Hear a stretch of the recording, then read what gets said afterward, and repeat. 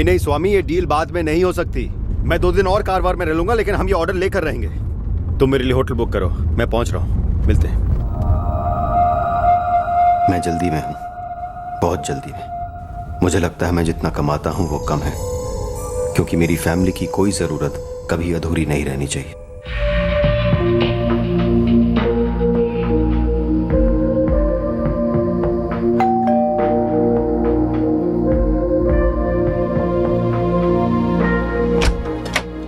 पापा कितना लेट हो गए?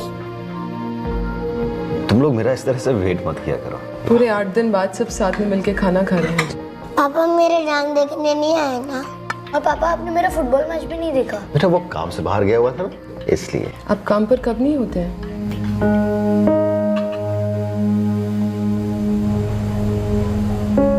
बोलो प्रणीता, क्या जरूरी बात करनी थी तुम्हें? बच्चों को आपकी जरूरत है महेंद्र जी।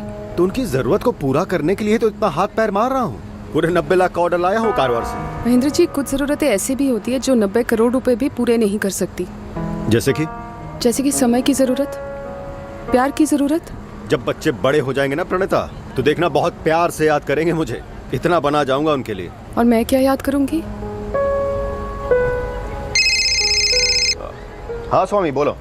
हाँ हाँ बात कर सकते। अरे वाह बेंगलुरु का ऑर्डर मिल गया। तो उनसे कहो पहली फ्लाइट से मैं सुबह पहुंच रहा हूँ। मेरा सब्र अब खत्म होता जा रहा है। ये अकेलापन मैं बर्दाश्त नहीं कर सकती।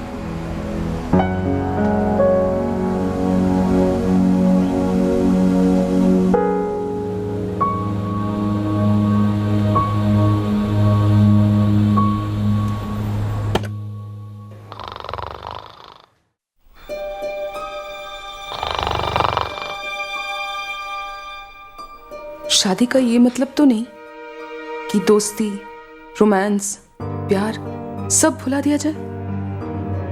मेरी कुछ जरूरतें हैं, क्या मुझे उन्हें पूरा करने के लिए भीख मांगनी पड़ेगी? इस जरूरत को भारी हीरे जवाहरात के नीचे नहीं दबा सकती हूँ, और ना ही इसे अपनी ममता में घोलकर मिटा सकती हूँ, और ना ही टीवी सीरियल देखकर भुला सकती हूँ।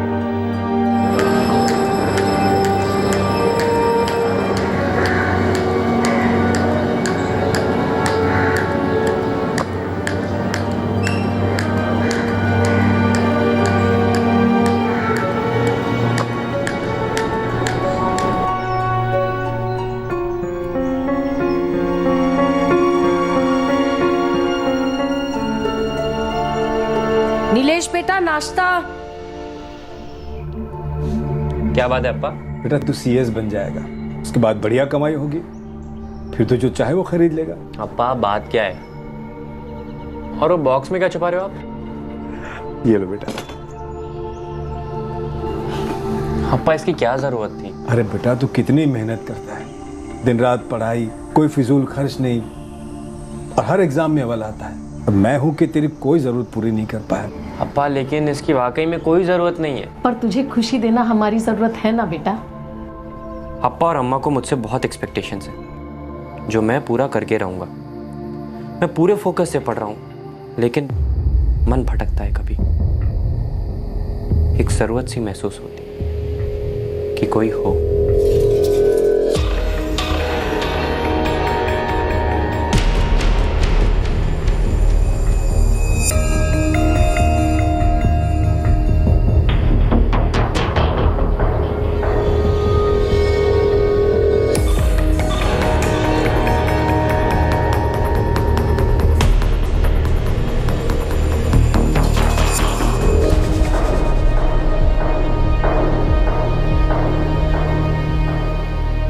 हर इंसान अपनी जरूरत पूरी करने के लिए उस एक सीढ़ी की तलाश में रहता है। हमारी आज की कहानी में एक उभरता बिजनेसमैन महेंद्र रेड्डी तरक्की की सीढ़ी पर चढ़ता जा रहा था। वो दौलत के आसमान को अपनी मुट्ठी में करने की फिराक में था, पर उसकी तन्हा नेग्लेक्टेड पत्नी प्रणीता अपनी जरूरतों को तृप्त करने की वो सीढ़ी ढूंढ रही थी जो उसे पड़ोस के युवक नीलेश में दिखी। दूसरी तरफ नीलेश पढ़ाई और एक्सपेक्टेशन के तनाव से राहत पाने के लिए एक थरथराते एडवेंचर की सीढ़ी पर सवार हो गया।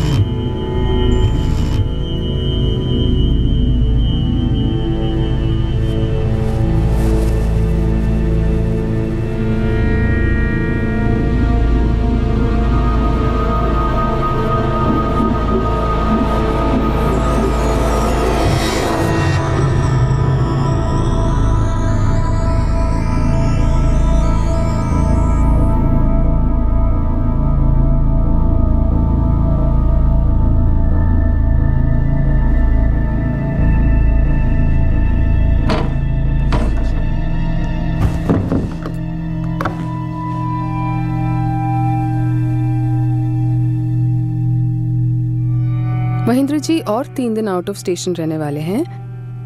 मैंने बेडरूम का दरवाजा बंद कर दिया है और तुम अब तक मुझ पर टूट नहीं पड़े।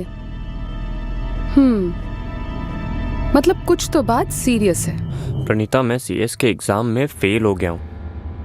ओह, I am so sorry Nilesh. देखो कोई बात नहीं, अगली बार तुम जरूर टॉप करोगे, देखना। मैं इस बार भी टॉप कर सकता था। अच्छा, तो तुम्हारे कहने का मतलब ये है कि सीएस के एग्जाम्स में तुम फेल मेरी वजह से हुए। देखो, मुझे ये सब बंद करना है। कोई दरवाजा या लीक होता हुआ पानी का नल नहीं है जो बंद करना है। खूबसूरत रिश्ते ऐसे ही खत्म नहीं होते नीलेश। हाँ, तो मुझे ये रिश्ता ही तोड़ना है, निकलना है इस रिश्ते से। नीलेश, इस रिश्ते की सीढ़ी मैंने रखी थी हम दोनों के बीच, और तुम खुद वो सीढ़ी चढ़कर इस रिश्ते में दाखिल हुए थे। ये रिश्ता हम दोनों की रजामंदी से जुड़ा है और हम दोनों की रजामंदी से ही टूट सकता है। अगर कभी टूटना हुआ तो। लेकिन अब मेरा दिल नहीं करता। क्यों? दिल भर गया? अब मैं और सेक्सी नहीं लगती? कोई और है ना, कॉलेज स्टूडेंट, क्या नाम है उसका? अरे कोई नहीं है, और मुझे अभी कोई नया रिश्ता बनाना भी नहीं है। देखो, मुझे इस समय सिर्फ और सिर्फ अपने करियर पे कंसंट्रेट करना है। मैं जा रहा हूँ। नीलेश प्लीज प्लीज प्लीज, मुझे ऐसे छोड़कर नहीं जा सकती। हमारा रिश्ता सिर्फ जिस्मानी नहीं है। तुम्हारे आने से पहले मैं बहुत अकेली थी, मुझे जिंदा किया है। तुम्हारे आने के बाद मैं अपनी दिल की बातें तुमसे कह सकती हूँ, तुम्हारी बातें सुन सकती हूँ। मुझे बहुत अच्छा लगता है। मैं दिन भर तुम्हारे बारे में सोचती हूँ और वेट करती रहती हूँ कि हम कब मिलेंगे। मुझे ऐसे नहीं छोड़ के जा सकते। I love you. I love you so much. I love you. I love you.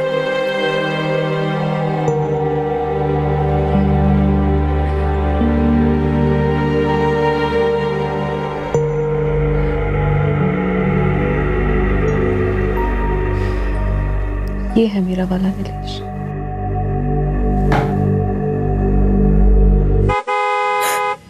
Mahendra, लेकिन वो तो 3 दिन बाद। अरे कुछ कैंसिल हुआ होगा इसीलिए उन्होंने फोन नहीं किया मुझे। देखो, मैं एक काम करता हूँ, मैं सीढ़ियों से निकलता हूँ और तुम बाद में दरवाजा खोलना, ठीक है? अरे उनके पास घर की चाबी है, वो अंदर आ गए, तुम दोनों फंस जाएंगे। सुनो, तुम एक काम करो, तुम यहीं कहीं पे छुप जाओ, ठीक है? मैं उनको बातों में लगा के रखती हूँ, जैसे ही मौका मिलेगा तुम जैसे आए थे वैसे ही निकल जाना। अभी तुम यहीं पे रुको, प्लीज प्लीज।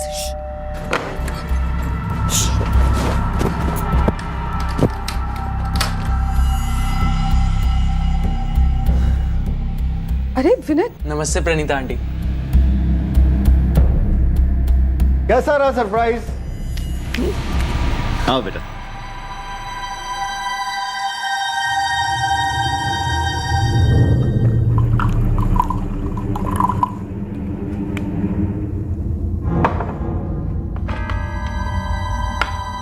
तीन दिन का काम एक दिन में निपट गया तो शिमोगा चला गया अविनाश अन्ना के घर। वहां से विनय को ले आया। अभी हमारे साथ ही रहेगा तो कोर्स वोर्स करेगा और मेरे काम में हाथ बटाएगा। वाह, ये तो बहुत अच्छी बात है। वो अम्मा ने ना कुछ मिठाइयाँ भेजी थी प्रभात और दिव्या के लिए। मैं जाकर उन्हें सरप्राइज करूं? हाँ बिल्कुल बिल्कुल।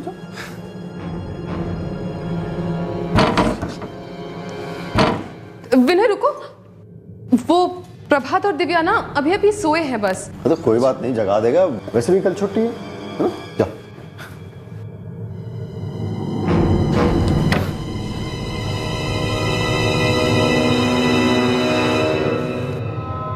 प्रणीता आंटी, वो दरवाजे में तो बाहर से कुंडी लगी हुई है। कुंडी लगी हुई? अरे हाँ, मैं भूल गई। वो दरअसल दोनों ना बहुत बदमाशी कर रहे थे तो दोनों को डांट के अंदर ही बंद कर दिया। विनय बेटा, कोई बात नहीं, आप दरवाजा खोलकर अंदर जा सकते हो।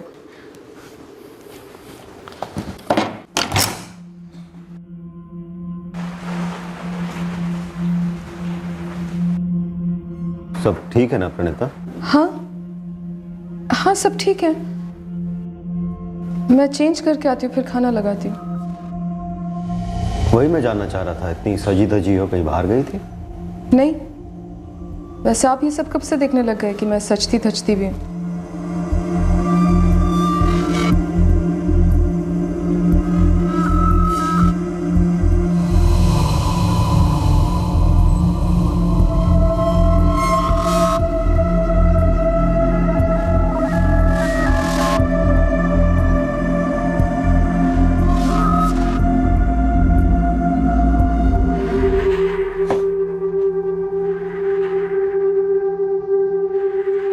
कहाँ फंस गया मैं। करीब पाव किलो अदरक दे देना और 10 रुपए की मिर्ची डाल देना भैया। सेटल हो गए आप लोग? हाँ हाँ, बस हो ही रहे हैं। नमस्ते, मैं प्रणिता। नमस्ते। ये प्रभात और ये दिव्या। बेटा नमस्ते करो। नमस्ते। नमस्ते, मैं शिल्पा और ये मेरा बेटा नीलेश। हेलो। हेलो। आपके मिस्टर नहीं दिखते? दरअसल उनका मैन्युफैक्चरिंग का बिजनेस है, प्लास्टिक का सामान बनाते हैं वो, तो उनका ज़्यादातर बिजनेस ट्रिप्स पर बाहर ही रहना होता है। अच्छा अच्छा, तो आप बच्चों को लेकर घर आइए ना कभी। जी, कई बार सोचा तो है कि बच्चों को लेकर सबसे मिला दूँ, लेकिन ये होते नहीं है ना, तो थोड़ा सा अजीब लगता है। अरे इसमें अजीब कैसा? अच्छा, कल नीलेश का जन्मदिन है, मैंने बाकी पड़ोसियों को भी घर बुलाया है। आपको भी सोच रही थी बुलाने की, अब आप यहाँ मिल गए तो इसे ही इनविटेशन समझो। प्लीज कल आना बच्चों को लेकर घर। केक होगा? आयु प्रभात, ऐसे थोड़ी बात अरे करते किसी प्रणिता से। जी, केक नहीं होगा तो फिर कैसा जन्मदिन? आपको कौन सा फ्लेवर पसंद है? चॉकलेट। और आपको? पाइनएप्पल। ठीक है, हम दोनों फ्लेवर्स मंगा के रखेंगे।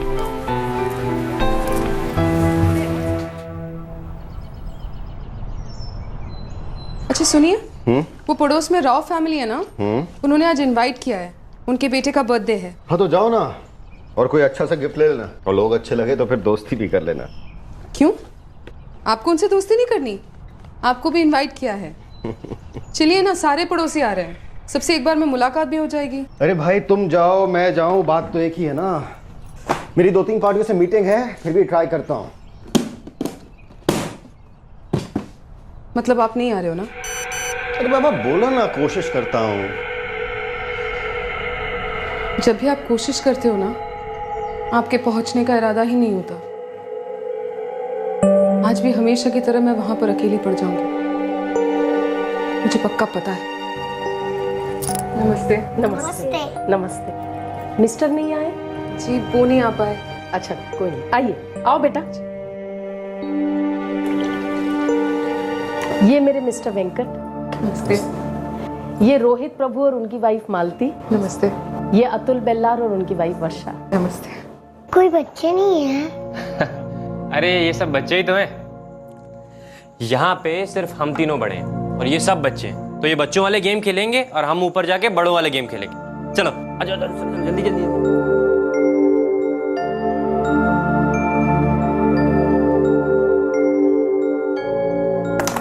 वेरी गुड नीलेश अन्ना। अरे वाह, क्वीन ले ली, क्या बात है। अच्छा प्रभात, दिव्या चलो नीचे, केक आ गया है।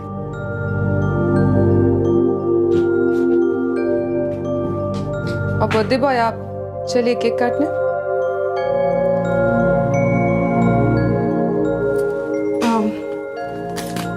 बर्थडे बॉय के लिए एक छोटा सा गिफ्ट लाइए। अरे प्रणिता जी, आप शर्मिंदा कर रही हैं। तुम्हें अच्छा लगेगा, चॉकलेट है। ओह, मैं जाके दिव्या और प्रभात के साथ शेयर करता हूँ। अरे नहीं नहीं, डार्क चॉकलेट है, बड़ों के लिए। तुम बड़े हो ना।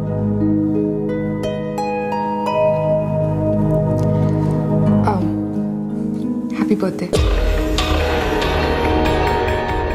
अरे नीलेश, नीचे आ जाओ।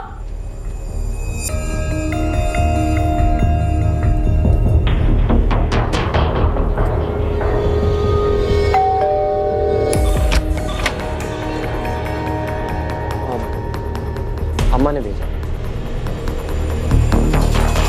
आओ अंदर आओ।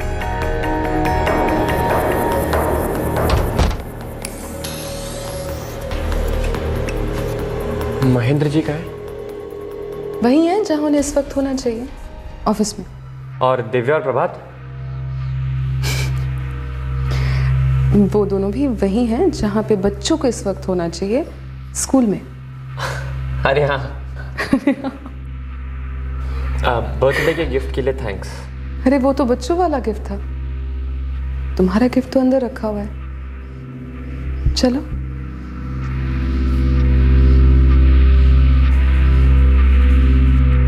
अरे चलो चलो।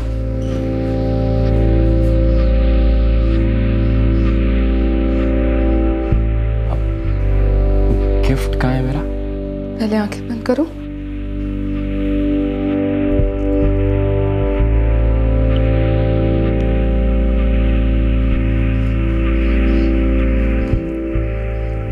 प्रणीता जी। सिर्फ प्रणीता कहो। मेरी गिफ्ट का रिटर्न गिफ्ट नहीं मिलेगा मुझे?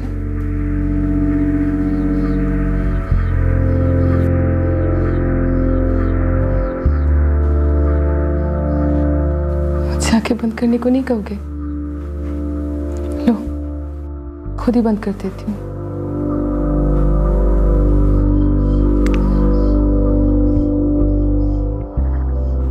ये तो बच्चों वाला रिटर्न गिफ्ट हुआ।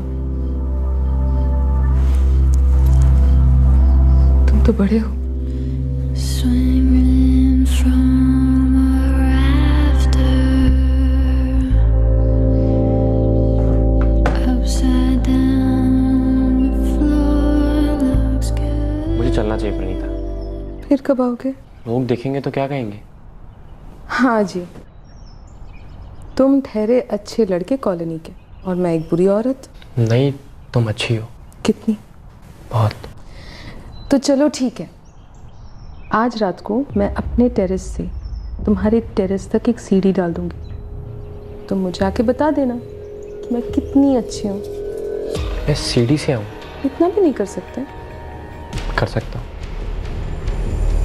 44456789 प्लीज मुझे अभी एक मिस्ड कॉल कर दो। तो किस नाम से सेव करूं मैं मेरे सीक्रेट बॉयफ्रेंड का नंबर? प्रणीता और नीलेश के बीच में एक जबरदस्त अफेयर शुरू हुआ जिसकी नींव थी जिस्मानी जरूरत। पर कोई भी अफेयर सिर्फ जिस्मानी जरूरत तक तो सीमित रहता नहीं। मुझे ऐसे नहीं छोड़ के जा सकते नीलेश। I love you. कहाँ फंस गया मैं? और ना ही कोई खुफिया रिश्ता कभी गुप्त रह पाता है। अफेयर के तनाव से उठता धुआं दुनिया को हल्की सी बू तो देता ही है।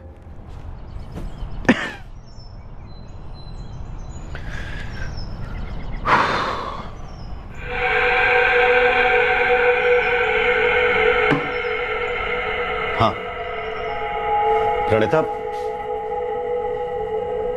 अपसेट क्यों? क्यों?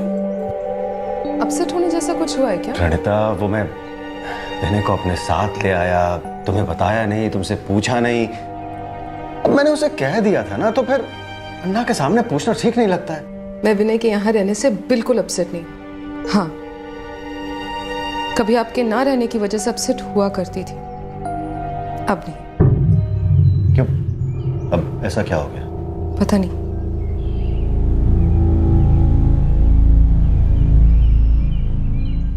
तुझे नहीं पता? नीलेश तो सीएस में फेल हो गया, तुझे पता नहीं क्यों?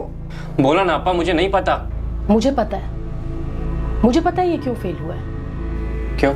वही जिसके कारण हर कोई फेल होता है, और वो ये कि तूने पढ़ाई नहीं की है ठीक से। तुमको कैसे मालूम अम्मा? अम्मा हूं तुम्हारी, तुम्हारा चेहरा देखकर पता चलता है मुझे। पहले रात रात भर जगता था, पर चेहरे पर एक तेज था। पिछले 6 महीने से वो तेज गायब है। बेटा पूरा पहाड़ चढ़ चुका है तू, शिखर से बस इतनी सी दूरी है। अब बेटा आखिरी पड़ाव पर तो ज्यादा फोकस होना चाहिए। अब देख बेटा, हम जैसे मिडिल क्लास लोगों को पहला चांस ही बड़ी मुश्किल से मिलता है, दूसरा तो खैर। अब मैं तुझे क्या लेक्चर दूं? माँ बाप पैदाइशी बूढ़े नहीं होते नीलेश, हम भी रह चुके हैं तेरी उम्र में। अगर हम तेरी कोई मदद कर सकते हैं तो हमें बता। ऐसे अंदर ही अंदर घुटने से कोई मसला हल नहीं होता। प्रणीता, मैं सोच रहा था इस बार जब बेंगलुरु से लौटूं तो हम चारों कहीं छुट्टी पे चलते हैं। मैं सारी बुकिंग वहां से करा दूंगा, थोड़ा चेंज हो जाएगा। नहीं? पर क्यों चेंज? क्यों? क्योंकि तुम चेंज हो गई हो प्रणीता। लेकिन मैं तो आपको इतने सालों से देख रही हूँ, आप तो बिल्कुल चेंज नहीं हुए। खैर, इस वक्त आपको एयरपोर्ट पर होना चाहिए।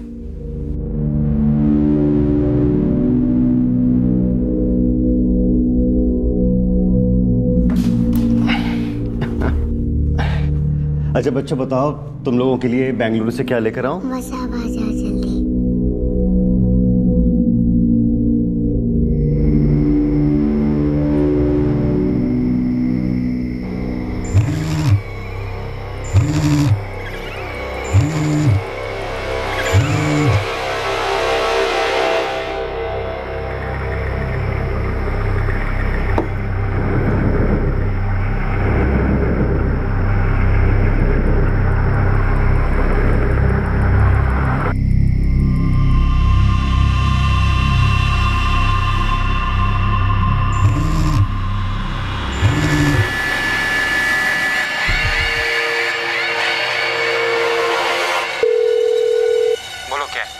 वहाँ जाओ, शांति से बात करते हैं। मैंने कहा ना मुझे नहीं आना। ठीक है, तुम्हें नहीं आना ना, मत आओ। मैं एक काम करती हूँ, मैं वहाँ जाती हूँ और तुम्हारे अम्मा अप्पा से सब कुछ सच सच बता देती हूँ। नीलेश, मैं मजाक नहीं कर रही और मैं ऐसा अभी करूँगी। नहीं नहीं नहीं, तुम ऐसा मत करो, मैं आता हूँ, लेकिन थोड़ा लेट। कितना लेट? 2 या 3 बजे। 2 बजे आने से पहले फ़ोन करना। अगर 2 बजे तुम यहाँ नहीं पहुँचे ना तो 2:05 को मैं वहाँ पहुँच जाऊँगी तुम्हारे घर।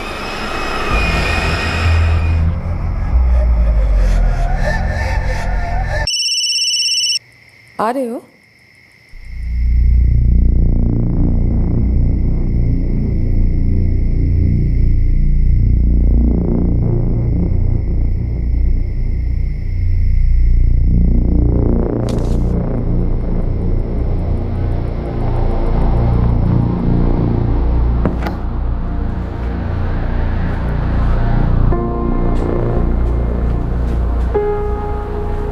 मैं जानती थी तुम आओगे, धमकी की वजह से नहीं, प्यार की वजह से। हाँ, वो प्यार जो हम दोनों ने किया था, जिससे मैं भाग नहीं सकता।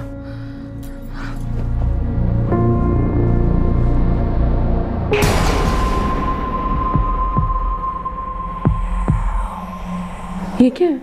गिफ्ट। रियली? मैं बच्चों और विनय का कमरा बंद करके आती हूँ। सुनो, पहले गिफ्ट ले लो। तो आंखें बंद नहीं करोगी? ये लो। सीढ़ी चढ़कर मैं खुद तुम्हारे पास आता। तो सोचो कि गिफ्ट क्या होगा? नेकलेस? नहीं,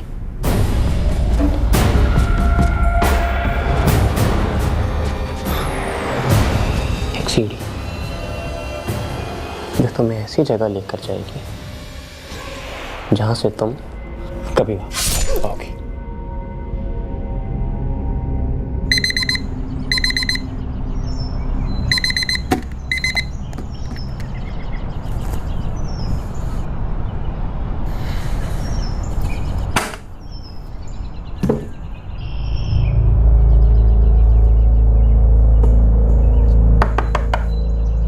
प्रणीता आंटी, प्रभात, दिव्या,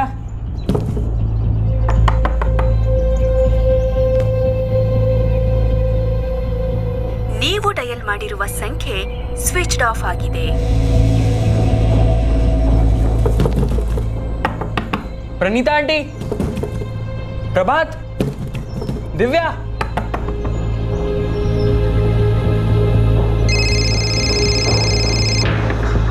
हाँ विनय। अंकल कुछ गड़बड़ है। क्या हुआ विनय?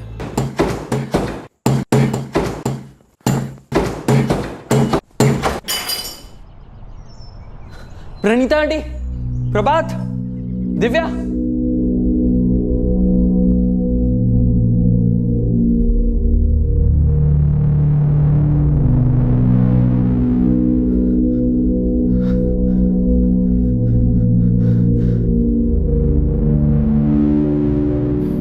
प्रभात, दिव्या, प्रभात, दिव्या, प्रभात, दिव्या, प्रभात।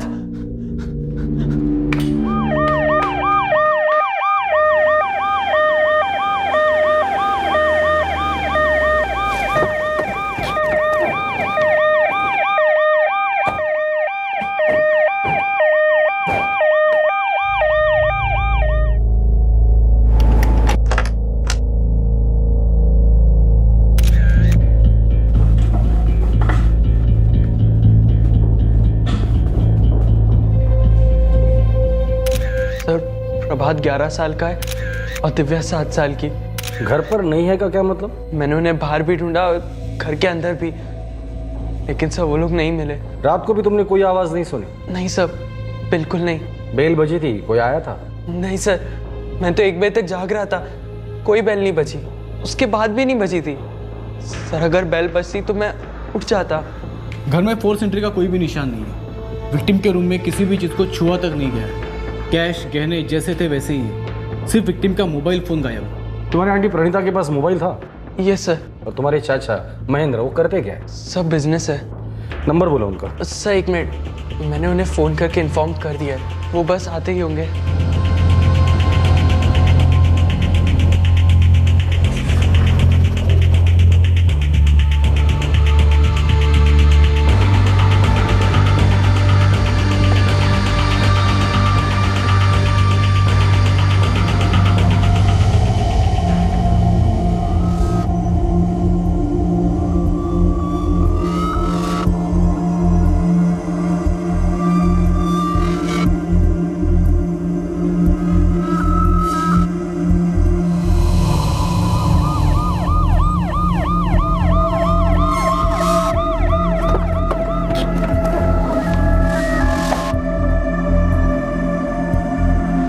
इंस्पेक्टर साहब, मेरे बच्चों का कुछ पता चला? जी अभी तक नहीं, पर हम लोग ढूंढ निकालेंगे। मेरी वाइफ अंदर है? बॉडी अभी अभी पोस्टमार्टम के लिए भेज दी।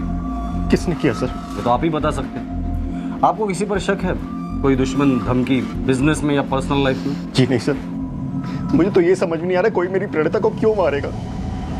मेरे बच्चे सर, प्लीज मेरे बच्चों को ढूंढिए। कल रात को आप में से किसी ने कुछ देखा या सुना हो? नहीं सर। मैं ऊपर के ही कमरे में सोता हूँ, अगर कुछ आवाज़ होती तो मुझे मालूम पड़ता। ये रेड्डी फैमिली कैसे लोग हैं? नए नए रहने आए हैं सर, साल भी नहीं हुआ। सुना है काफी पैसे वाला आदमी ये रेड्डी। प्रणीता बहुत अच्छी औरत थी, बच्चे भी बहुत प्यारे हैं, प्रभात और दिव्या। वो तो ठीक है ना? गायब है। इस महेंद्र की किसी के साथ कोई दुश्मनी है क्या? वो तो नहीं मालूम सर, लेकिन पैसे वाली पार्टी है, हो सकता है किसी ने पैसों के लिए किडनैप किया। वो जो सीढ़ी है? हाँ सर, उनकी है। क्या हुआ? काफी लंबी है, वहां से यहाँ तक आ सकती है। कभी ध्यान नहीं दिया सर। मेरे बच्चे कहाँ हैं? पता नहीं अंकल। पता नहीं मतलब रात में इतना कुछ हो गया, तुमने बेटा कुछ भी नहीं सुना? इस विनय ने रात को कुछ सुना नहीं और इसकी जान भी बख्श दी गई। कहने को 17-18 साल का है, लेकिन होने को तो कुछ भी हो सकता है। एक काम करो, उसका एज प्रूफ ले लो। अगर 18 साल का तो गाड़ी में बिठा, आगे की पूछताछ पुलिस स्टेशन में करते। 444 88 3622। तुम्हारा और कोई नंबर है? नहीं सर। तुम महेंद्र रेड्डी के सगे बड़े भाई के लड़के हो? जी सर। करते क्या? मणिपाल में पॉलीमर्स का डिप्लोमा कर रहा हूँ और साथ में अंकल की बिजनेस में हेल्प भी। विनय एक बात समझ में नहीं आई, तुम घर पर थे, कोई तुम्हारे घर में आया, जबरदस्ती नहीं घुसा था, एक मर्डर किया, 2 बच्चों को गायब किया और तुमने कुछ भी नहीं सुना? सर सच में नहीं सुना मैंने।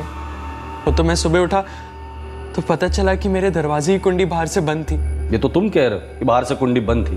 वो तो मैंने तोड़ी थी। तो तोड़ने का नाटक भी तो किया जा सकता है।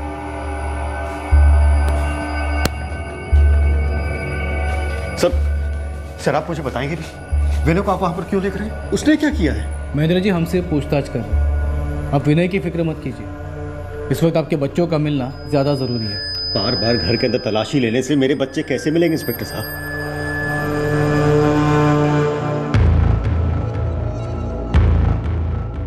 ये बॉक्स बेड है?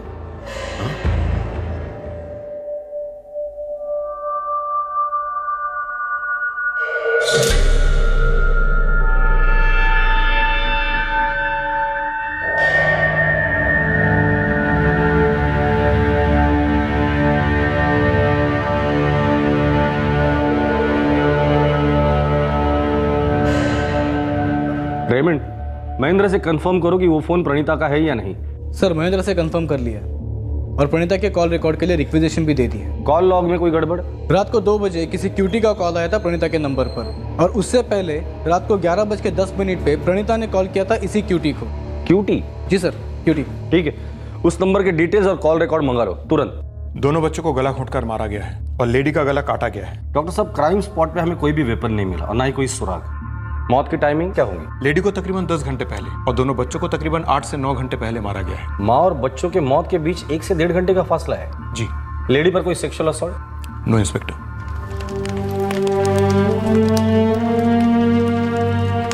जिनकी खुशियों की जोत जलाने के लिए महेंद्र अपनी जिंदगी को तेल बना रहा था, आज उनकी चिताओं को आग देते वक्त वो समझ ही नहीं पाया कि किसी ने उसके साथ ऐसा क्यों किया था।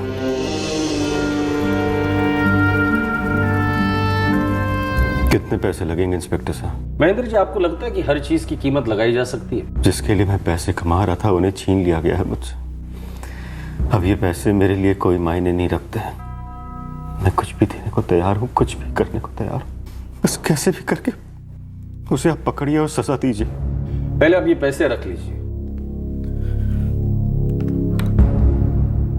रही बात कातिल की, तो उसे तो हम पकड़ के ही रहेंगे। वैसे ये क्यूटी कौन है? कौन? क्यूटी। सब मैं किसी क्यूटी को नहीं जानता। कल रात 11:10 पर आपकी बीवी ने क्यूटी को फोन किया और रात 2 बजे इस क्यूटी ने आपके बीवी को फोन किया और फिर रात 2:30 और 3 के बीच आपके बीवी का मर्डर हो जाता है। सब मैं किसी क्यूटी को नहीं जानता। एक नंबर डायल कीजिए, शायद आपके पहचान वाला हो। 44238698।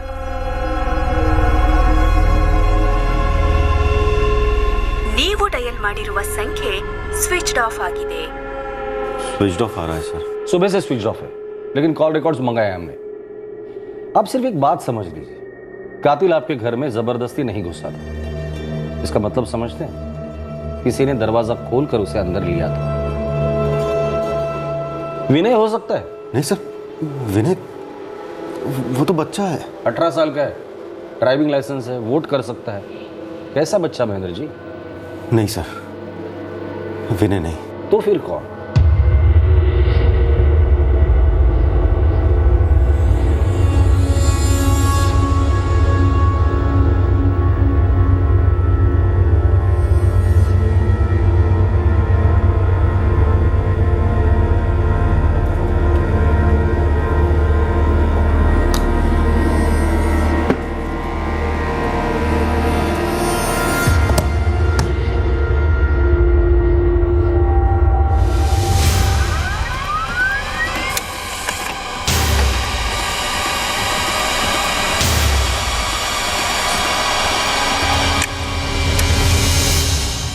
कॉल रिकॉर्ड महेंद्र विनय के कॉल रिकॉर्ड में कोई खोट नहीं है। और प्रणीता? तो प्रणीता जिस क्यूटी से रात को 11:10 पे और रात को 2 बजे बात कर रही थी, वो इस नंबर से पिछले 1 साल से लगातार बात करते आ रही है। इन दोनों के बीच में SMS एक्सचेंज हुए, अक्सर रात भर। अफेयर? क्यूटी का नाम? मेरा कोई अफेयर नहीं था उसके साथ। प्रणीता के मर्डर से मेरा कोई लेना देना नहीं है। प्रणीता के साथ तूने उसके दोनों बच्चों को भी मार डाला, क्यों? मैं कह रहा हूँ ना, मैंने किसी को नहीं मारा। रेमंड, तलाशी।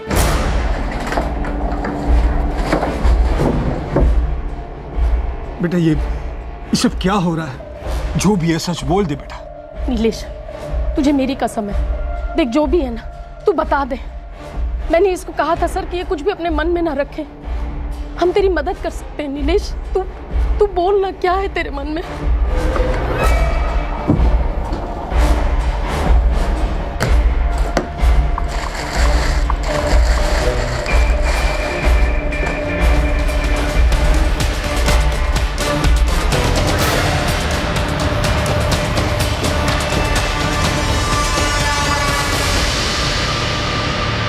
वो मुझे ब्लैकमेल कर रही थी। मुझे अफेयर कंटिन्यू नहीं करना था। मेरी पढ़ाई खराब हो रही थी सर। मुझे उसके साथ रहना भी पसंद नहीं था, लेकिन वो मुझे जाने नहीं दे रही थी। मैं एक काम करती हूँ, मैं वहां जाती हूँ और तुम्हारे अम्मा अप्पा से सब कुछ सच सच बता देती हूँ। समझ नहीं आ रहा था क्या करूँ। दिमाग घूम रहा था, डर के मारे हाथ पैर ठंडे पड़ रहे थे। फिर अचानक से एक मायूस ख्याल आया कि प्रणीता मेरा पीछा कभी नहीं छोड़ेगी। फिर एक ही ख्याल रहा, इसको खत्म कर दो। इसने कभी मेरे अम्मा अप्पा के सामने ये बात कहनी नहीं चाहिए।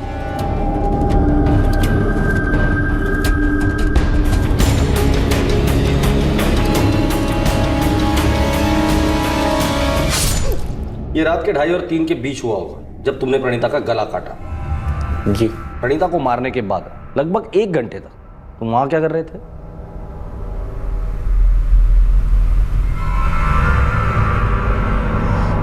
बहुत पछतावा हो रहा था कि मुझे ऐसा नहीं करना चाहिए था। और इसी पछतावे में तुमने उन 2 बच्चों को भी मार डाला। क्यों? उन्होंने तो तुम्हें कोई धमकी भी नहीं दी थी। मैं उनको नहीं मारना चाहता था। मम्मी दरवाजा खोलो ना, पेट दर्द कर रहा। मैं डर गया था सर। मुझे लगा अगर दिव्या ने प्रभात और विनय को जगा दिया तो मैं फंस जाऊंगा।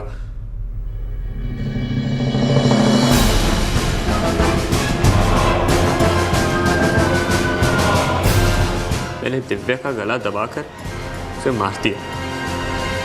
भागने ही वाला था जब नीलेश अन्ना, आप यहाँ क्या कर रहे हैं?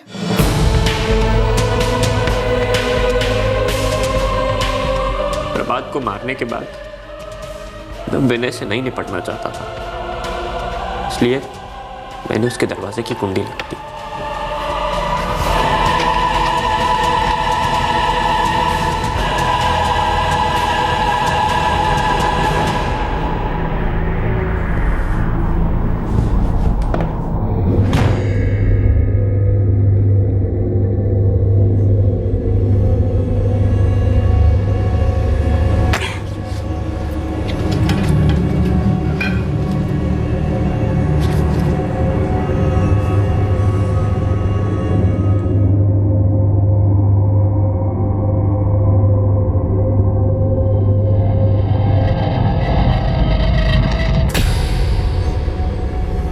उसने कहा भी था कि विनय और बच्चों का कमरा लॉक करके आते हैं। मैं बच्चों और विनय का कमरा बंद करके आते हैं। लेकिन मैं जल्दी में था, उसे खत्म करने की जल्दी में। अगर बच्चों के कमरे में बाहर से कुंडी लगी होती वो दोनों जिंदा होते। तूने ये क्यों नहीं सोचा अगर अपनी अम्मा की बात सुनी होती तो आज प्रणीता भी जिंदा होती। तेरी माँ ने तुझसे कहा था कि अगर कुछ बात है तो बता, घुट मत। सुननी चाहिए थी, लेकिन अब पछता के क्या फायदा। रत्ती भर भी पछतावा नहीं हुआ है तुझे नीलेश। अगर पछतावा हुआ होता ना तो 1 घंटा लाश के पास बैठ के रोने के बाद तो वो 2 मासूम बच्चों को नहीं मारता। अगर पछतावा हुआ होता ना अपने आप को सरेंडर करता, सजा के लिए तड़पता, ना ही बचाव के लिए। नहीं स्वामी, मुझे टेम्पो आज ही चाहिए। मैं यहाँ 1 दिन भी और नहीं रुकना चाहता। महेंद्र जी, अकेले में बात हो सकती है?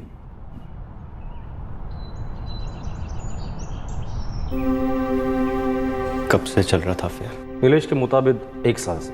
ये जरूर नीलेश ने स्टार्ट किया होगा। मेरी प्रणीता, नीलेश झूठ बोल रहा है। महेंद्र जी, लड़का सच बोल रहा है।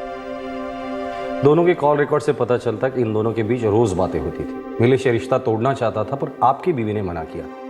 उसे धमकी दी थी कि वो उसे बदनाम करे, इसलिए नीलेश ने आपकी बीवी और दोनों बच्चों को मार डाला। विनय अगर उसे देखता तो शायद वो उसे भी मार डालता।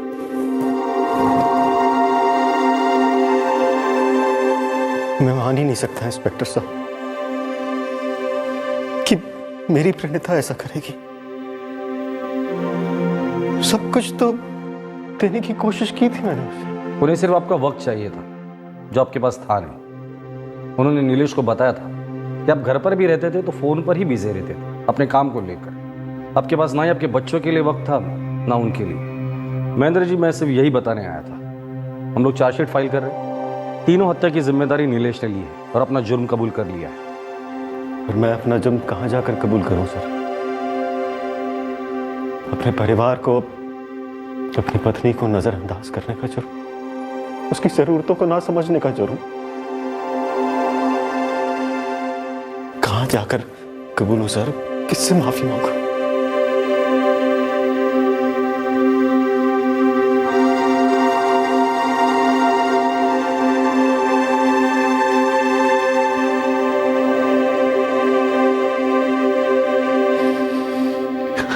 I'm sorry. Really sorry.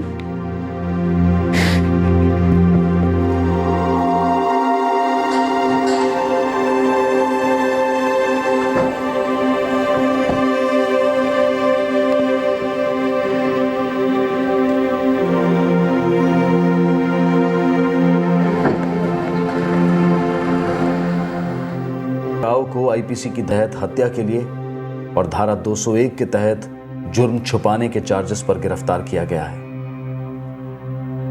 ये जरूरी नहीं है कि इंसान की हर जरूरत पूरी तरह से और ठीक उसी तरह से पूरी हो जिस तरह से इंसान समझता है। जरूरत थी कि महेंद्र अपनी एम्बिशंस की जरूरतों को थोड़ा काबू में रखता, थोड़ा कॉम्प्रोमाइज करता, ताकि वो अपनी पत्नी की जरूरतों पर ध्यान दे पाता। जरूरी था कि प्रणीता अपने पति महेंद्र से अपनी जरूरतों के बारे में बेहतर तरीके से कम्युनिकेट करती, बजाय इसके कि वो मायूस होकर अंदर ही अंदर घुटती रहती। साथ ही जरूरी था कि नीलेश अपने माता पिता से साफ साफ कम्युनिकेट करता कि वो बुरा फंसा है और उसे मदद की जरूरत है। इन तीनों में से अगर एक भी इंसान अपनी जरूरतों को सही वक्त पर कम्युनिकेट कर पाता तो शायद ये इतना भयंकर ट्रिपल मर्डर कांड टल जाता। फिर मुलाकात होगी अगले एपिसोड में जुर्म की एक और दस्तक के साथ।